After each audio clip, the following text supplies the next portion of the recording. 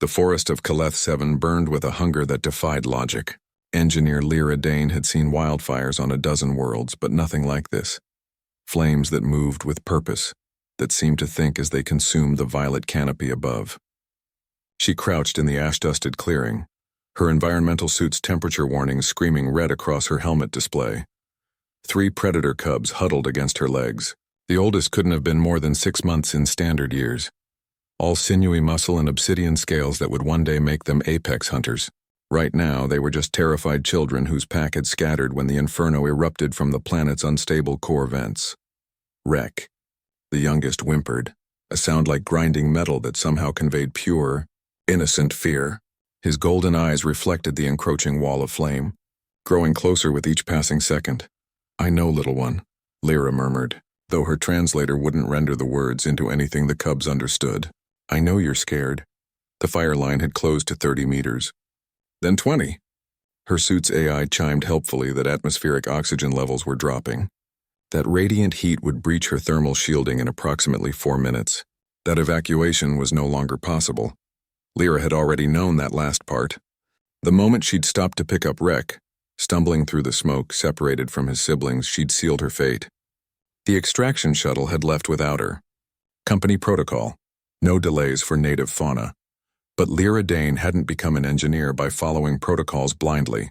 She'd built atmospheric processors on ice worlds, constructed habitats in crushing gravity, and once jury-rigged a broken reactor with spare parts and sheer stubbornness.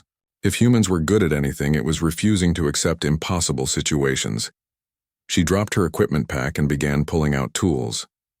Plasma torch, gravitational anchors, emergency shelter foam. A dozen items never meant to work together. "All right," she said, more to herself than the cubs.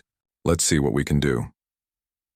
The forest floor of Caleth 7 was packed with mineral-rich soil, deposits of iron oxide and silicate compounds that her preliminary surveys had flagged weeks ago. Lyra ignited her plasma torch and began cutting a trench in a perfect circle around their position, 3 meters in radius. The superheated beam bit deep, 6 inches down, then a foot, 15 meters to the fire line. The air shimmered with heat. Lyra worked faster. The cubs pressed against each other, instinctively forming a protective cluster with Rek at the center. Even in their terror, they followed the ancient patterns of their species. Protect the youngest, survive together. She understood that. Humans had the same patterns buried deep in their DNA. It's why she couldn't leave them.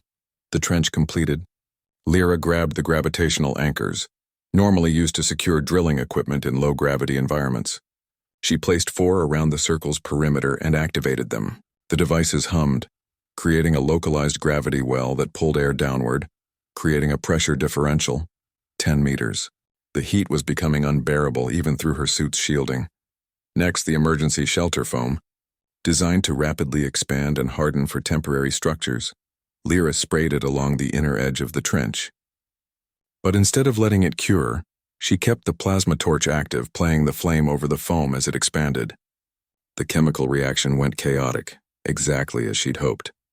The foam ignited, burned fast and hot, consuming the oxygen in their immediate area.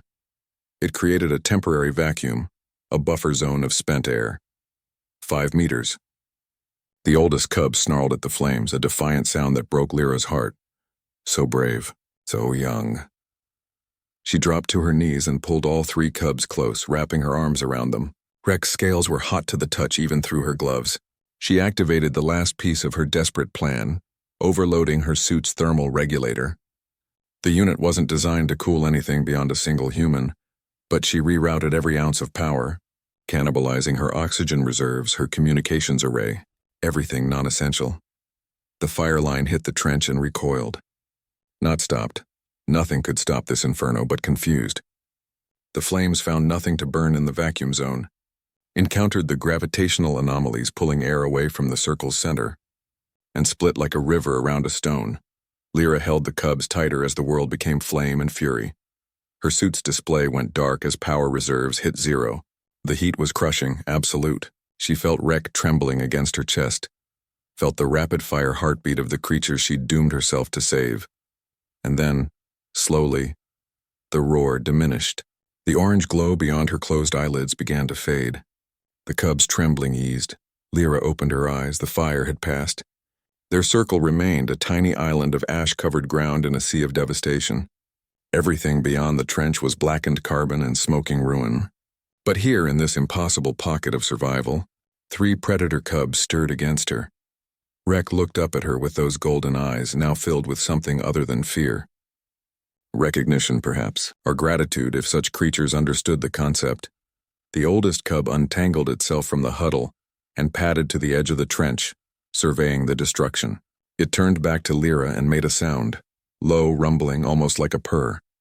Lyra's oxygen reserves were critical. Her suit was dead weight now, most systems fried from the overload, but the atmospheric sensors showed the air was breathable again, if thick with smoke. She cracked her helmet seal and took a breath. It tasted like ash and victory. Rek dozed against her leg, exhausted from terror and the aftermath of adrenaline.